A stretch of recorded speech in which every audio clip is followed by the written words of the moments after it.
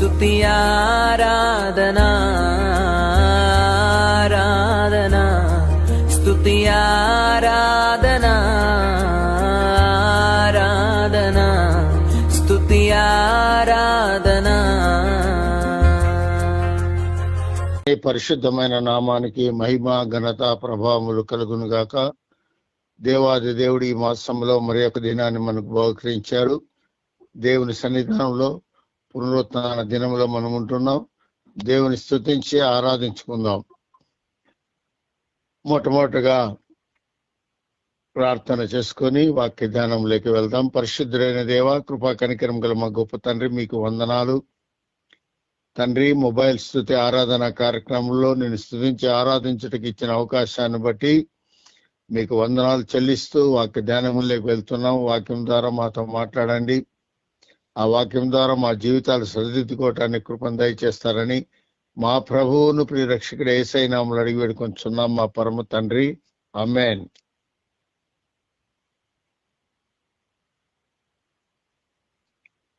పరిశుద్ధ లేఖన భాగం నుండి ఈ దినమునకు ఏర్పాటు చేయబడిన లేఖన భాగాన్ని చదువుకుందాం. కీర్తనల గ్రంథము 147వ కీర్తన మొదటి వచనం. యెహోవాను స్తుతించుడి, మన దేవునికి స్తోత్ర గానము చేయుట మంచిది. యెహోవాను స్తుతించుడి, మన దేవునికి స్తోత్ర గానము చేయుట మంచిది. ఈ దినం మన ధ్యానాంశము దేవుని స్తుతించకపోవటానికి 7 ఆటంకాలు. దేవుని స్తుతించకపోవటానికి 7 ఆటంకాలు. దేవుని స్తుతించాలనేటువంటి ఆశ ప్రతి ఒక్కరూ కలిగి ఉంటారు. అయినప్పటికీ దేవుని స్తుతించాలని కూర్చున్నప్పుడు సాతానుడు ఏదో ఒక ఆటంకాన్ని కలిగిస్తాడు. దేవుని స్తుతించాలని మనం మోకరిల్లినప్పుడు సాతానుడు ఏదో ఒక ఆటంకాన్ని కలిగించి దేవుని స్తుతించలేకుండా చేస్తూ ఉంటాడు. అందుకే కీర్తనాకారుడు అంటాడు 92వ కీర్తన 1-3 వచనాల్లో, యెహోవాను స్తుతించుట మంచిది, మహోన్నతుడా నీ నామమును కీర్తించుట మంచిది. ఉదయమున నీ కృపను, ప్రతి రాత్రి నీ విశ్వాసతను, 10 తంతుల స్వరమండలముతోనూ గంభీర ధ్వని గల సితారాతోనూ ప్రచురించట మంచిది అంటాడు. ఇక్కడ 92వ కీర్తన 1-3 వచనాల్లో 3 సార్లు మనకు కనబడుతుంది స్తుతించుట మంచిది, స్తుతించుట మంచిది అనేటువంటి మాట 3 సార్లు మనకు కనబడుతుంది. కాబట్టి స్తుతించుటను గురించి తెలుసుకోవాలి. స్తుతించలేకపోతున్నాము. ఎప్పుడు స్తుతిస్తూ ఉండాలి. క్రూర మృగములు, జంతువులు, పక్షులు సైతము ఉదయమున దేవుని స్తుతిస్తూ ఉన్నాయి. 100వ కీర్తన 4వ వచనంలో కూడా ఆయన స్తుతించుడి, ఆయన నామమును గణపరచుడి అనే మాట ఉంది. కృతజ్ఞతార్పణలు చెల్లించుచు ఆయన గుమ్మములో ప్రవేశించుడి, కీర్తనలు పాడుచు ఆయన ఆవరణములో ప్రవేశించుడి, ఆయనను స్తుతించుడి, ఆయన నామమును గణపరచుడి అనే మాట చూస్తున్నాం. 34వ కీర్తన 1వ వచనంలో కూడా నేనెల్లప్పుడూ యెహోవాను సన్నుతించెదను, నిత్యము ఆయన కీర్తి నా నోట నుండును అనే మాట చూస్తాం. కాబట్టి స్తుతించాలా అనేటువంటి ఆశ ప్రతి ఒక్కరూ కలిగి ఉంటారు. అయితే దేవుని స్తుతించకపోవటానికి సాతానుడు అనేకమైనటువంటి ఇబ్బందులు పెడుతూ ఉంటాడు. దావీదైతే ఎల్లప్పుడూ దేవుని స్తుతించేవాడు. అందువలనే స్తుతి దావీదు స్థితిని మార్చివేసింది. గొర్రెల కాపరిగా ఉన్నటువంటి దావీదును ఇశ్రాయేలు ప్రజలకు రాజుగా చేశాడు యెహోవా దేవుడు. స్తుతి యెరికో గోడలను సైతము కూల్చివేసే శక్తిని కలిగి ఉంది. పౌలు శీలలు చెరసాలలో వేయబడ్డారు. వారు చెరసాలలో ఉన్నప్పుడు వారు దేవుని స్తుతిస్తూ ఆరాధిస్తున్నటువంటి సమయంలో వారి చేతులకు ఉన్నటువంటి సంఖ్యలు ఊడిపోయాయి. కాళ్ళకు వేయబడిన సంఖ్యలు ఊడిపోయాయి. తలుపులన్నీ తెరుచుకున్నాయి, చెరసాల తలుపు. కాబట్టి స్తుతికి చాలా శక్తి ఉంది. దేవుని స్తుతి చేయటం బట్టి గొప్ప శక్తి ఉన్నదనే విషయాన్ని మనం గమనించాలా. పేతురు చెరసాలలో వేయబడ్డాడు. ఒక కుటుంబంలో వారు ప్రార్థన చేస్తున్నారు పేతురు విడుదల కోసం. విడుదల జరిగింది. అతడు ఎక్కడైతే ప్రార్థన చేస్తున్నారో ఆ ఇంటికే వచ్చాడు. కాబట్టి ఇక్కడ జాగ్రత్తగా స్తుతిని గురించి మనము ఆలోచన చేయాల. స్తుతి చేయటానికి మనము సిద్ధపడాల. మొట్టమొదటిగా స్తుతించలేకపోవటానికి మొదటి ఆటంకం ఏమిటో మనం చూద్దాం. దేవుని స్తుతించలేకపోవటానికి మొట్టమొదటి ఆటంకం ఏంటంటే వేషధారణ. వేషధారణ. మత్తయి సువార్త 15వ అధ్యాయము 7-9 వచనాల్లో వేషధారులారా అంటున్నాడు. ఈ ప్రజలు తమ పెదవులతో నన్ను గణపరచుదురు గాని వారి హృదయము నాకు దూరముగా ఉన్నది. మనుష్యులు కల్పించిన పద్ధతులు దైవోపదేశములని బోధించుచు వారు నన్ను వ్యర్థముగా ఆరాధించుచున్నారు అని యెషయా మిమ్మును గూర్చి ప్రవచించిన మాటను సరియే అని వారితో చెప్పాడు ప్రభువు. కాబట్టి వేషధారణతో మనం ఎప్పుడు కూడా దేవుణ్ణి స్తుతించకూడదు. మత్తయి సువార్త 23వ అధ్యాయం 28వ వచనంలో లోపల వేషధారణ అక్రమంతో నిండి ఉన్నారు, అలాగే మీరు వెలుపల మనుషులకు నీతిమంతులుగాను అగుపడుచున్నారు గాని లోపల వేషధారణతోనూ అక్రమముతోనూ నిండి ఉన్నారు అంటున్నాడు. లోపలంతా అక్రమము వేషధారణ కలిగి పైకి మాత్రము దేవుని స్తుతించడానికి మీరు సిద్ధపడుతున్నారని హెచ్చరిస్తున్నాడు. మత్తయి సువార్త 6వ అధ్యాయం 5వ వచనంలో కూడా మీరు ప్రార్థన చేయనప్పుడు వేషధారుల వలె ఉండవద్దు అంటాడు. మరియు మీరు ప్రార్థన చేయనప్పుడు వేషధారుల వలె ఉండవద్దు, మనుషులకు కనబడవలనని సమాజం మందిరములలోను వీధులలో మూలలలోను నిలిచి ప్రార్థన చేయుట వారికి ఇష్టము, వారు తమ ఫలము పొంది ఉన్నారని నిశ్చయముగా మీతో చెప్పుచున్నాను అంటున్నాడు. కాబట్టి వేషధారణ జీవితంతో మనం దేవుని స్తుతించకూడదు. మత్తయి సువార్త 6వ అధ్యాయం 16వ వచనంలో మీరు ఉపవాసము చేయనప్పుడు వేషధారుల వలె ఉండకూడదు అంటాడు. మీరు ఉపవాసము చేయనప్పుడు వేషధారుల వలె దుఃఖముఖములై ఉండకుండి తాము ఉపవాసము చేయుచున్నట్లు మనుషులకు కనబడవలనని వారు తమ ముఖములను వికారము చేసుకుందురు, వారు తమ ఫలము పొంది ఉన్నారని నిశ్చయముగా మీతో చెప్పుచున్నాను. చాలా మంది ఉపవాసము చేస్తున్నప్పుడు ఏదైనా మీరు ఉపవాసం ఉన్నారా అనేటువంటి పరిస్థితిని అడిగే విధంగా వారు వేషధారణ కలిగి ఉంటారు. ఏదో దిగాలుగా ఉండడం. ఆ దిగాలుగా ఉన్నప్పుడు ఏంటి మీ పరిస్థితి అలా ఉన్నారన్నప్పుడు నేను ఫాస్టింగ్ ఉన్నానండి అంటారు, నేను ఉపవాసం ఉన్నాను అని తెలియజేస్తుంటారు. ఎప్పుడు కూడా ఆ విధంగా మనం కనపడకూడదు. ఆ వేషధారణ జీవితం అనేది ఉండకూడదు. ఆ వేషధారణ జీవితాన్ని కలిగించేది ఎవరు? సాతానుడు. కాబట్టి దేవుని స్తుతించకుండా అడ్డగిస్తాడు. మొట్టమొదటి అడ్డగింపు ఇది వేషధారణ. మార్క్సు వార్త 12వ అధ్యాయం 15వ వచనములో వారి వేషధారణ యేసు గమనిస్తున్నాడు. ఇచ్చేదమా ఇయ్యకుందమా అని ఆయనను అడిగిరి.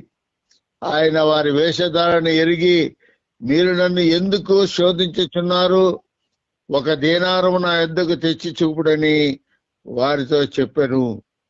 కాబట్టి వేషధారణ జీవితం మన జీవితంలో ఏమాత్రం ఉండకూడదు. సాతానుడు వేషధారణ కలిగిస్తాడు.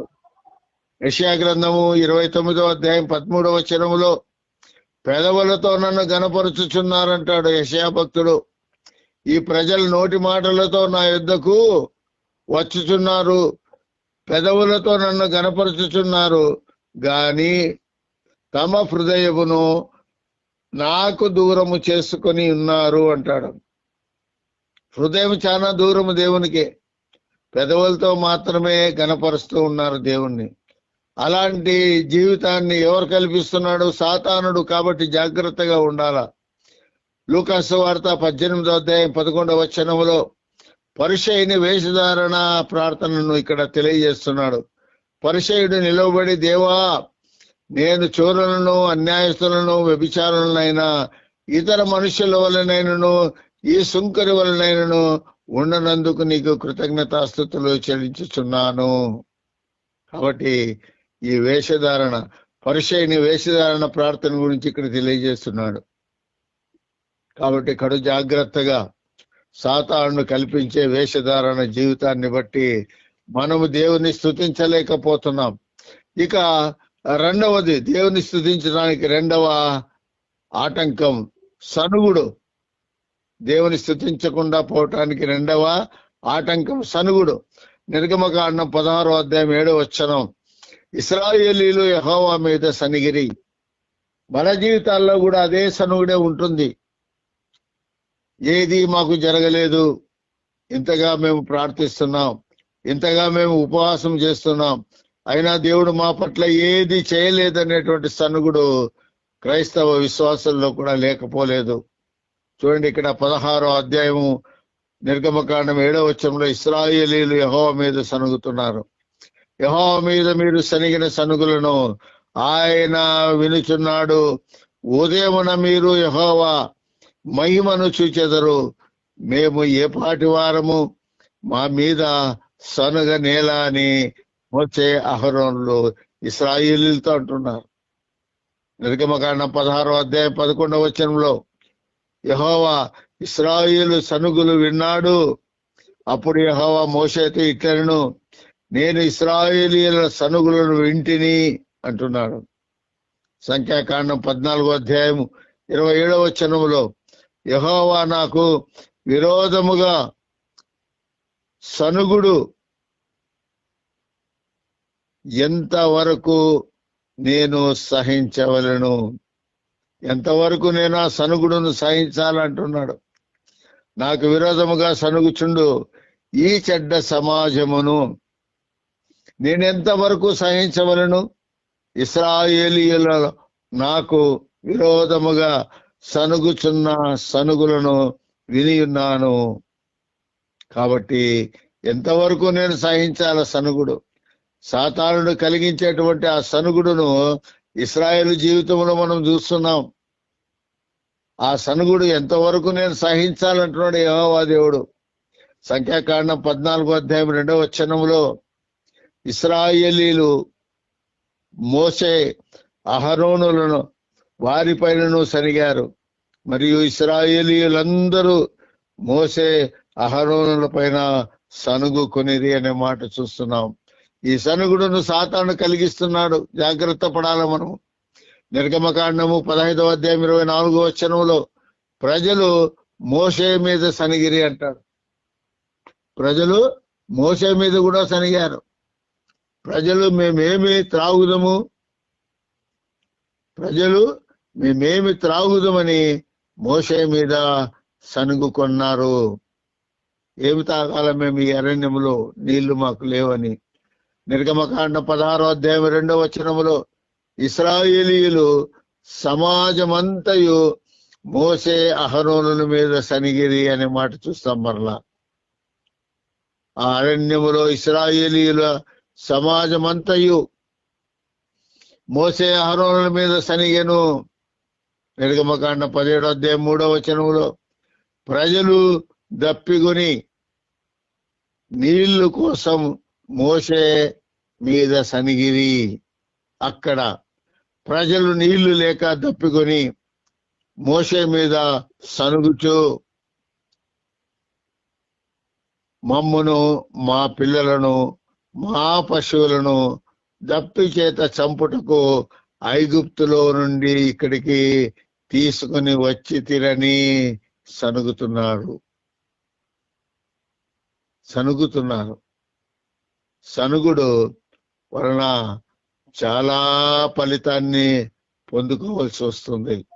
సాతానుడు కలిగించిన ఈ సనుగుడు మనం సనిగినేలా మనము అనేకమైనటువంటి ఆ సనుగుడు నుంచి మనం పొందేటువంటి ఫలితాన్ని సంఖ్యాకాండం 14:29 చూపుతున్నాడు.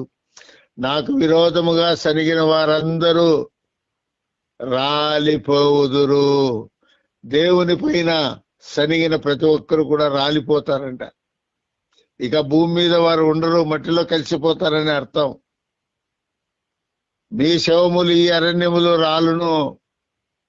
మీ లెక్క మొత్తము చొప్పున మీలో లెక్కింపబడిన వారందరూ అనగా 20 ఏండ్లు మొదలుకొని పై ప్రాయము కలిగిన నాకు విరోధముగా సనిగిన వారందరూ రాలిపోవుదురు అంటున్నాడు. జాగ్రత్తగా. సాతాను మనకు సనుగుడు కలిగిస్తుంది. ఏంది స్తుతిస్తావులే, ఇంతకాలము దేవుని స్తుతించావు, ఏం లాభం అని. ఆ సాతాను మాట విని మనము దేవుని స్తుతించకపోవటం వలన ఇక్కడ జరిగేటువంటి పరిస్థితి ఏంటంటే, ఆకులు ఎండిన ఆకులు రాలిపోయినట్లు అరణ్యములో ఇశ్రాయేలు రాలిపోయారు దేవుని పైన, మోషే పైన, అహరోను పైన సనిగి. ఇక మూడవది, స్తుతించకపోవటానికి మూడవ ఆటంకం ఏంటంటే చింత. చింత, ఎల్లప్పుడూ చింత చేయడమే, ఒంటిగా కూర్చొని చింత చేయడం. ఆ చింత మనిషిని చితికి తీసుకొని వెళ్తుంది. చింత మనిషిని చితికి తీసుకొని వెళ్ళిపోతుంది. అందువలనే ఇక్కడ మత్తయి సువార్త 6:25 అంటున్నాడు, మీ ప్రాణమును గూర్చి దేహమును గూర్చి చింతింపకుడి అని చెప్తున్నాడు ప్రభు. అందువలనే నేను మీతో చెప్పినదేమనగా, ఏమి తిందుమో ఏమి త్రాగుదుమో అని మీ ప్రాణములను గురించి అయినను, ఏమి ధరించుకుందుమో అని మీ దేహముల గురించి అయినను చింతింపకుడి. ఆహారము కంటే ప్రాణము వస్త్రము కంటే నీ దేహమును గొప్పవి కావా. కాబట్టి మీ ప్రాణమును గూర్చి దేహమును గూర్చి చింతించవద్దని చెప్తున్నాడు ప్రభు. అయినా మనం చింత చేస్తూనే ఉంటాం, సాతాను కలిగించేటువంటి ఆ ఆటంకం. మత్తయి సువార్త 6:31 కూడా చింతించవద్దు అని అంటున్నాడు ప్రభు. కాబట్టి ఏమి తిందుమో ఏమి త్రాగుదుమో ఏమి ధరించుకుందుమో అని చింతింపకుడి. అన్యజనులు వీటన్నిటిని విషయమై విచారింతురు. దేవుని నమ్మే బిడ్డలు ఎప్పుడు కూడా చింతించకూడదని చెప్తున్నాడు. దేవుని ఎరగని జనాంగం వీటిని గురించి ఆలోచిస్తారు, కానీ ప్రభు బిడ్డలైనటువంటి మీరు చింతించొద్దని చెప్తున్నాడు. మత్తయి సువార్త 6:27 కూడా చింతించి ప్రయోజనము లేదు అనే విషయం కూడా తెలియజేస్తున్నాడు. మీలోని ఎవడు చింతించటం వలన తన ఎత్తు మూరెడెక్కువ చేసుకునగలడు. కాబట్టి ఏమి నీవు చింతించి ఏమి సాధించలేవు అంటున్నాడు. మత్తయి సువార్త 10:19 కూడా ఏ విషయములో కూడా చింతింపకుడి అంటాడు. వారు మిమ్మును అప్పగించున్నప్పుడు ఎలాగూ మాట్లాడవలను, ఏమి చెప్పుదము అని చింతింపకుడి. మీరేమి చెప్పవలనో అది ఆ గడిలోనే మీకు అనుగ్రహించబడును. ఏదైనా కష్టం వచ్చినప్పుడు, ఏదైనా ఇబ్బంది వచ్చినప్పుడు, ఏదైనా కలహము కలిగినప్పుడు ఏమి జవాబు ఇవ్వవలనో ఆ విషయాన్ని నేను మీకు తెలియచేస్తాను, ఆ గడియలోనే మీకు అనుగ్రహిస్తానని సెలవిస్తున్నాడు. కాబట్టి చింత చేయవద్దు ఏ సమస్యను గురించి అయినప్పటికీ. పేతురు రాసిన మొదటి పత్రిక 5:7 మీ చింత యావత్తు ఆయన మీద వేయుడి అంటాడు. మన భారమంతా, మన కష్టమంతా, మన చింతంతా కూడా ప్రభు మీద వేయమంటున్నాడు. ఆయన మిమ్మల్ని గూర్చి చింతించుచున్నాడు గనుక మీ చింత యావత్తు ఆయన మీద వేయుడి అంటాడు. ఫిలిప్పీ పత్రికలు కూడా పౌలు భక్తులు ఫిలిప్పీ సంఘానికి రాస్తూ 4:6 చెప్తున్నాడు, దేనిని గూర్చి చింతింపకుడి అంటాడు. దేనిని గూర్చి చింతింపకుడి గాని ప్రతి విషయములోను ప్రార్థన విజ్ఞాపనల చేత కృతజ్ఞతాపూర్వకముగా మీ విన్నపములు దేవునికి తెలియజేయడి. దేని గురించి చింతించకూడదు. మన విషయాలన్నీ, మన చింతంతా కూడా దేవునికి తెలియజేయమంటున్నాడు. కీర్తనకారుడైతే 55వ కీర్తన 22వ వచనములో నీ భారము యెహోవా మీద మోపుము అంటాడు. నీ భారము యెహోవా మీద మోపుము, ఆయన నిన్ను ఆదుకొనును, నీతి మంతులను ఆయన ఎన్నడను కదలనీయడు అంటాడు. 37వ కీర్తన 5వ వచనంలో కూడా నీ మార్గము యెహోవాకు అప్పగింపుము అంటాడు. నీ మార్గము యెహోవాకు అప్పగింపుము, నీవు ఆయనను నమ్ముకొనుము, ఆయన నీ కార్యములు నెరవేర్చును అంటాడు. కాబట్టి మనం ఎప్పుడు కూడా చింతించడం అనేది ఉండకూడదు. సాతానుడు మనను దేవుని స్తుతించకుండా చింత ద్వారా మనలను ఆటంకపరుస్తున్నాడు. కాబట్టి ఆ చింతను మనం ఎప్పుడు కూడా చింతిస్తూ మనం కూర్చోకూడదు. ఇక 4వది, దేవుని స్తుతించకుండా చేసేటువంటి 4వ ఆటంకము సాతానుడు భయము పుట్టిస్తూ ఉంటాడు. ఎప్పుడు భయమే. పరిశుద్ధ లేఖన భాగంలో 365 సార్లు భయమును గురించి భయపడవద్దని రాయబడి ఉందని అనేక మంది భక్తులు తెలియజేస్తున్నారు. అయినా మనం భయపడుతుంటాం. కాబట్టి భయం ఏం చేస్తుందంటే దేవుని స్తుతించకుండా ఆటంకపరుస్తుంది. మొదటి యోహాను పత్రిక 4వ అధ్యాయం 18వ వచనంలో ప్రేమలో భయం ఉండదు అంటాడు. దేవుని యొక్క ప్రేమలో ఏమాత్రం భయం ఉండదు. ప్రేమలో భయం ఉండదు. అంతేకాదు, పరిపూర్ణమైన ప్రేమ భయమును వెళ్ళగొట్టును. భయము దండనతో కూడినది. భయపడివాడు ప్రేమయందు పరిపూర్ణము చేయబడిన వాడు కాడు అంటాడు. కాబట్టి భయము ఏం చేస్తుంది? దేవుని స్తుతించకుండా అడ్డగిస్తుంది. కాబట్టి ఆ భయాన్ని మనము కలిగి ఉండకూడదు. 23వ కీర్తన 4వ వచనంలో ఏ అపాయమునకు భయపడునంటాడు కీర్తనాకారుడు. ఏ అపాయమునకు భయపడును, గాఢాంధకారపు లోయలో నేను సంచరించినను ఏ అపాయమునకు భయపడను, నీవు నాకు తోడయుందువు, నీ దుడ్డు కర్రయు నీ దండము నన్ను ఆదరించును అంటాడు. కాబట్టి భయము దేవుని స్తుతించకుండా అడ్డగిస్తుంది, ఆటంకం కలిగిస్తుంది. కాబట్టి ఆ భయమును మనం వదిలివేయాల. 27వ కీర్తన 1వ వచనములో దావీదు నేను ఎవరికి భయపడునంటాడు. యెహోవా నాకు వెలుగును రక్షణయునై ఉన్నాడు, నేను ఎవరికి భయపడుదును. యెహోవా నా ప్రాణ దుర్గము, ఎవరికి వెరతును అంటాడు. కాబట్టి భయపడకూడదు.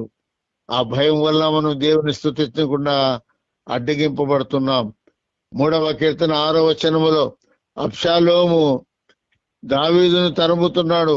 ఎవరో కాదు, అబ్షాలోము దావీదు కుమారుడు. దావీదు పారిపోయినప్పుడు రాసినటువంటి కీర్తన ఇది. 3వ కీర్తన 6వ వచనములో 10,000 మంది దండెత్తి నా మీదికి వచ్చి మోహరించినను నేను భయపడును అంటాడు. 55వ కీర్తన 56వ కీర్తన 4వ వచనం దేవుని యందు నమ్మిక ఉంచి ఉన్నాను, నేను భయపడును అంటాడు. 56వ కీర్తన 4వ వచనములో దేవుని బట్టి నేను ఆయన వాక్యమును కీర్తించదను, దేవుని యందు నమ్మిక ఉంచి ఉన్నాను, నేను భయపడను. శరీరదారులనేమి చేయగలరు? దావీదును గాతులో పట్టినప్పుడు వ్రాసినటువంటి కీర్తనలోని సారాంశం. దావీదును గాతులో పట్టుకున్నారు, అప్పుడు రాసినటువంటి కీర్తనలోని విషయాలు అవి. 118వ కీర్తన 6వ వచనములో యెహోవా నా పక్షమున నున్నాడు, నేను భయపడను, నరులు నాకేమి చేయగలరు అంటాడు. అలాంటి ధైర్యం ఉండాల.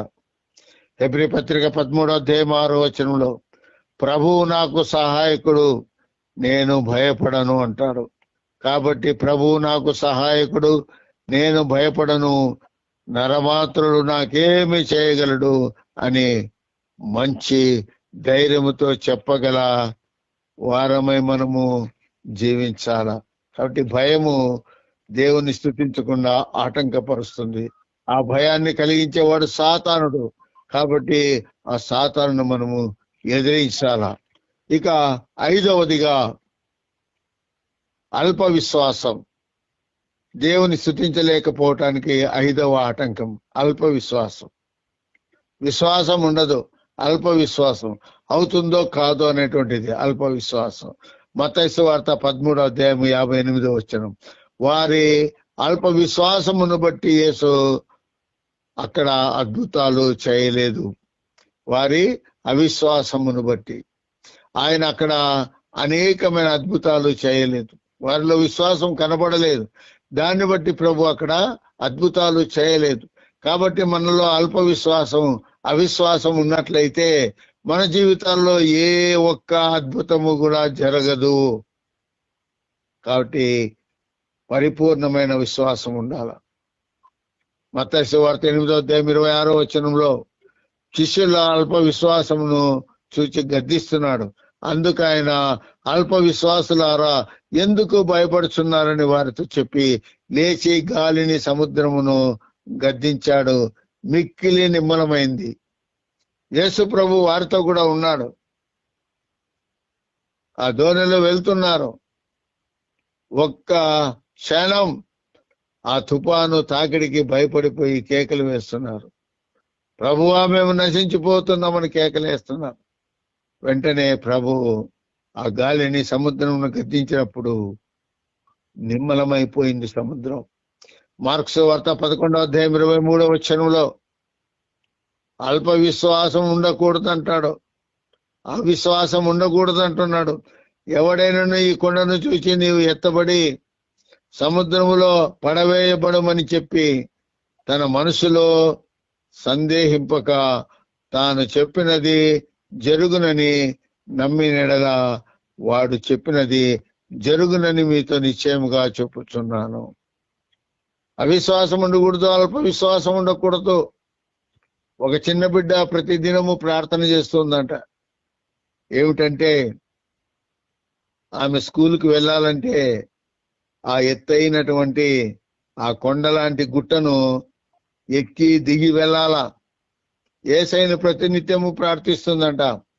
ప్రభువా నేను ఈ కొండలాంటి గుట్టను ఎక్కి ప్రతిదినము ఎక్కి దిగటానికి చాలా కష్టతరంగా ఉంది. నీ చిత్తమైతే ఈ గుట్టను తీసివేయమని ప్రార్థిస్తుందంట. ఒకానొక దినమున ప్రభుత్వం వారు రోడ్డు వేయటానికి ఆ గుట్టను తొలగించి వేశారంట. కాబట్టి అలాంటి ప్రార్థన ఉండాలా. సాతానుడు మనల్ని అవిశ్వాసంతో నింపుతాడు, ఎక్కడ జరుగుతుందిలే అని. ఒక ఆమె ప్రతినిత్యము ప్రార్థన చేస్తుందంట కిటికీల నుంచి.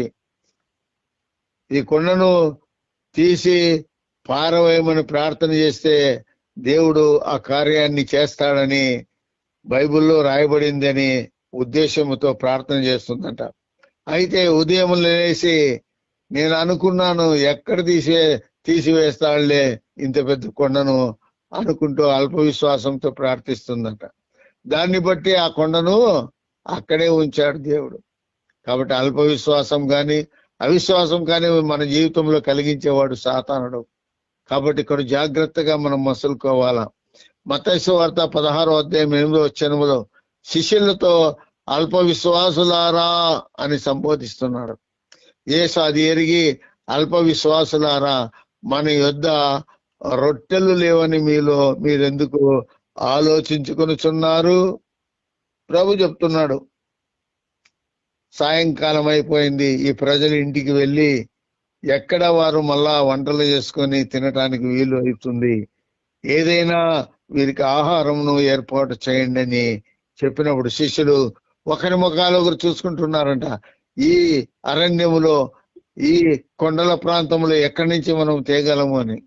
అప్పుడు ప్రభు వారితో మీ సందేహం ఏమిటి అని వారిని హెచ్చరిస్తున్నాడు, సంబోధిస్తున్నాడు.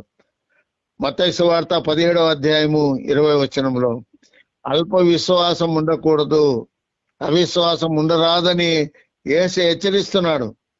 అందుకు ఆయన మీ అల్ప విశ్వాసము చేతనే మీకు ఆవగింజంత విశ్వాసము నీడల ఈ కొండను చూచి ఇక్కడ నుండి అక్కడికి పొమ్మనగానే అది పోవును, మీకు అసాధ్యమైనది ఏది ఉండదని నిశ్చయముగా మీతో చెప్పుచున్నానని వారితో నేను. అల్ప విశ్వాసం ఉండకూడదు, అవిశ్వాసం ఉండకూడదు. మత్తయి సువార్త 14:31 పేతురును అవిశ్వాసమును చూసి గద్దించాడు. పేతురులో ఉన్నటువంటి అవిశ్వాసమును చూసి గద్దించాడు. ప్రభువా నన్ను రక్షించమని కేకలు వేశాడు. వెంటనే యేసు చెయ్యి చాపి అతని పట్టుకుని, అల్ప విశ్వాసి ఎందుకు సందేహపడితివని అతనితో చెప్పెను. యేసు ప్రభువు వారు నడిచి వస్తున్నప్పుడు ఆ నీటి మీద ప్రభు నడిచి వస్తూ ఉంటే ఈయన ధోనిలో ఉంటున్నాడు. పేతురు, ప్రభువా నీవే అయితే నేను కూడా నీళ్ళ మీద నడిచి వస్తానన్నాడు. అయితే మొట్టమొదటి విశ్వాసంతో ఒక అడుగు పెట్టాడు, రెండో అడుగు పెట్టాడు, మూడవ అడుగు పెట్టినప్పుడు ఆ గాలి తాకిడికి భయపడిపోయి మునిగిపోసాగాడు. ఆయనలో అల్ప విశ్వాసం వచ్చేసింది, ఇంక నేను మునిగిపోతానని. అప్పుడు ప్రభువా నన్ను రక్షించమని కేక వేశాడు. వెంటనే యేసు చేయి పట్టి అతన్ని పట్టుకొని హెచ్చరిస్తున్నాడు. అల్ప విశ్వాసి ఎందుకు సందేహపడితేవని అతనితో చెప్పాను. పేతురులో ఉన్నటువంటిది అదే, ఒక ప్రత్యేకమైన లక్షణం, దుడుకు. ఏది చేయాలన్నా తొందరపాటు, వెనక ముందు ఆలోచన లేకుండా అడుగు వేయడం అన్నమాట. అలాంటిది ఉండకూడదు, ఆ సందేహం ఉండకూడదు, అవిశ్వాసం ఉండకూడదు, అల్ప విశ్వాసం ఉండకూడదు. సాతానుడు మనలో దేవుని స్తుతించకుండా ఈ అల్ప విశ్వాసాన్ని, అవిశ్వాసాన్ని కలిగిస్తాడు. ఇది ఒక పెద్ద ఆటంకం మనకు దేవుని స్తుతించకుండా ఉండటానికి. మత్తయి సువార్త 6:30 అల్ప విశ్వాసులకు అడవి గడ్డిని చూపుతున్నాడు ప్రభు. నేడుండి రేపు పొయ్యిలో వేయబడు అడవి గడ్డిని దేవుడు ఇలాగూ అలంకరించినలా అల్ప విశ్వాసులారా మీరు మరి నిశ్చయముగా వస్త్రములను ధరింప చేయును కదా మీకు అంటున్నాడు. కాబట్టి మన జీవితంలో దేవుని స్తుతించకుండా అడ్డగించేటువంటి 5వ ఆటంకము అల్ప విశ్వాసము, అవిశ్వాసం. ఇక దేవుని స్తుతించకుండా అడ్డగించేటువంటి 6వ ఆటంకము గర్వము, అహంకారం. గర్వము, అహంకారము. కీర్తనలు 31:23 గర్వముగా ప్రవర్తించే వారికి ప్రతీకారము చేయును అనే మాట రాయబడింది. యెహోవా భక్తులారా మీరందరూ ఆయనను ప్రేమించుడి, యెహోవా విశ్వాసులను కాపాడును. గర్వముగా ప్రవర్తించే వారికి ఆయన గొప్ప ప్రతీకారము చేయను. మన జీవితంలో సాతానుడు కలిగించేటువంటి గొప్ప ఆటంకం ఏమిటంటే దేవుని స్తుతించకుండా మనలో గర్వము, అహంకారాన్ని కలిగిస్తాడు. అన్నీ ఉన్నాయి, ఇంకా దేవునితో పని ఏమి అని. అన్నీ ఉన్నాయి, ఏది తక్కువ లేదు. అలాంటప్పుడు దేవుని మర్చిపోతాం, అహంకారంతో ఉంటాం, గర్వముతో ఉంటాం. దాన్ని బట్టి ఆ దేవునికి స్తుతించకుండా సాతానుడు కలిగించేటువంటి 6వ ఆటంకం అది. కీర్తనలు 119:21 గర్విష్ఠులను దేవుడు గద్దిస్తాడు, ఖచ్చితంగా గద్దిస్తాడు. ఇక్కడ చూడండి, గర్విష్ఠులను నీవు గద్దించుచున్నావు, నీ ఆజ్ఞలు విడిచి తిరుగువారు శాపగ్రస్తులు. కాబట్టి ఎప్పుడైతే మనలో గర్వము, అహంకారము సాతానుడు కలిగిస్తాడో అప్పుడు మనం దేవుని స్తుతించము. ఎప్పుడైతే దేవుని స్తుతించకుండా పోతామో, సాతాను మాటలు వింటామో, అప్పుడు మనం శాపగ్రస్తులు అవుతాం. కీర్తనలో 138:6 యెహోవా దేవుడు గర్విష్ఠులను బాగుగా ఎరుగును. దేవుడు గర్విష్ఠులను, అహంకారులు ఆయన బాగా తెలుసు ఆయనకి ఎవరని. యెహోవా మహోన్నతుడైనను ఆయన దీనులను లక్ష్య పెట్టును, ఆయన దూరము నుండి గర్విష్ఠులను బాగుగా ఎరుగును అనే మాట రాయబడి ఉంది. సామెతల గ్రంథము 16:18 సొలొమోను భక్తుడు నాశనమునకు ముందు గర్వము నడుచును అంటాడు, పడిపోటకు ముందు అహంకారమైన మనసు నడుచును అంటాడు. కాబట్టి జాగ్రత్త. సామెతలు 16:5 గర్వ హృదయులందరూ యెహోవాకు హేయులు, నిశ్చయముగా వారు శిక్ష నొందుదురు అంటాడు. అదే విషయాన్ని సొలొమోను భక్తుడు సామెతల గ్రంథము 15:25 గర్విష్ఠుల ఇల్లు యెహోవా పెరికివేయును, విధవరాలి పొరిమేలను ఆయన స్థాపించునంటాడు. మలాకి గ్రంథములో కూడా 4:1 గర్విష్ఠులందరూ కాలిపోయిన బొగ్గు వలె అవుతారు అంటాడు. కాబట్టి జాగ్రత్తగా. ఏలైనగా నియమింపబడిన దినము వచ్చుచున్నది, కొలిమి కాలునట్లు అది కాలును. గర్విష్ఠులందరూ దుర్మార్గులందరూ కొయ్యకాలు వలె ఉందురు, వారిలో ఒకనికి వేరైనను చిగురైనను లేకుండా రాబోవు దినములో అందరినీ కాల్చివేయనని సైన్యములకు అధిపతి అయిన యెహోవా సెలవిచ్చుచున్నాడు. కాబట్టి సాతానుడు మనము దేవుని స్తుతించకుండా గర్వము అహంకారము చేత మనం ఆటంకపరచబడేటట్లు చేస్తాడు. కాబట్టి గర్వము అహంకారం మనలో ఉండకూడదు. చివరిగా 7వదిగా మనము దేవుని స్తుతించకుండా ఆటంకపరిచేటువంటి 7వ ఆటంకం ఏంటంటే క్షమించలేని హృదయము కలిగి ఉండడం. క్రైస్తవులు ఇతరులను క్షమించలేని హృదయం కలిగి ఉండడం అది ఒక పెద్ద ఆటంకం. కాబట్టి దేవుని స్తుతించలేం. మనలో ఎప్పుడైతే క్షమించలేని హృదయం ఉంటుందో ఇతరులను మనం ఏమాత్రం క్షమించలేం. మార్క్స్ వార్త 11:25 ప్రార్థన చేయనప్పుడెల్లా మనకు విరోధముగా ఉన్న వారి కొరకు మనము క్షమించే హృదయము కలిగి ఉండాలంటాడు.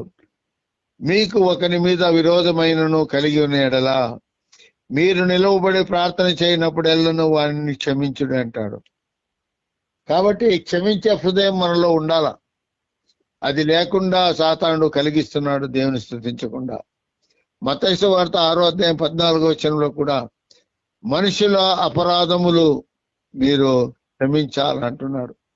మనుషుల అపరాధములను మీరు క్షమించితేనే గాని క్షమించాలా. క్షమించిన ఎడలా మీ పరలోకపు తండ్రియు మీ అపరాధమును క్షమించును. మనం ఇతరుల అపరాధమును క్షమిస్తే మన అపరాధం కూడా ప్రభు క్షమిస్తారంటున్నాడు. లూకాసు వార్త 6:38 క్షమించుడి అప్పుడు మీరు క్షమించబడుదురు అంటాడు.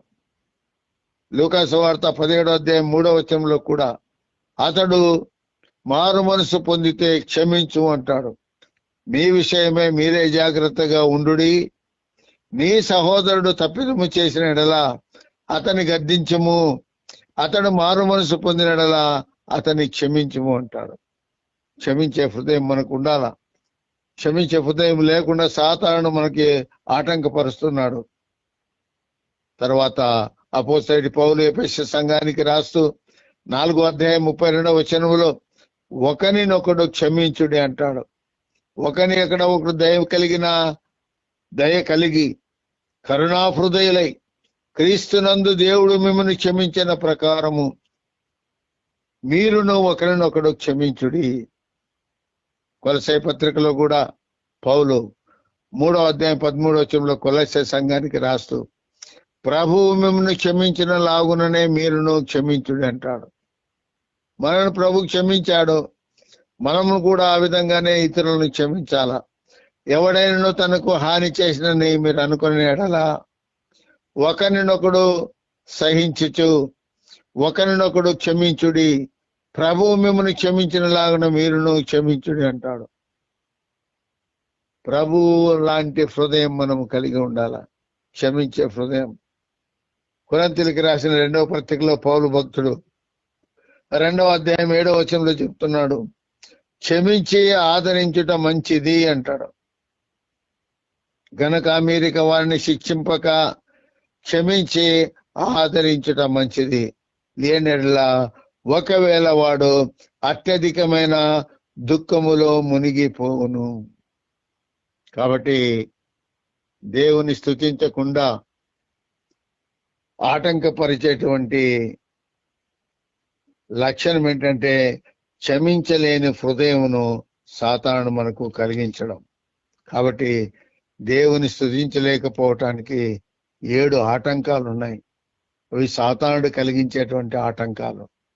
మొదటిది వేషధారణ, రెండవ ఆటంకము సనుగుడు, మూడవ ఆటంకము చింత, నాలుగవ ఆటంకము భయము, ఐదవ ఆటంకము అల్ప విశ్వాసము, ఆరవ ఆటంకము గర్వము అహంకారము, ఏడవ ఆటంకము క్షమించలేని హృదయం.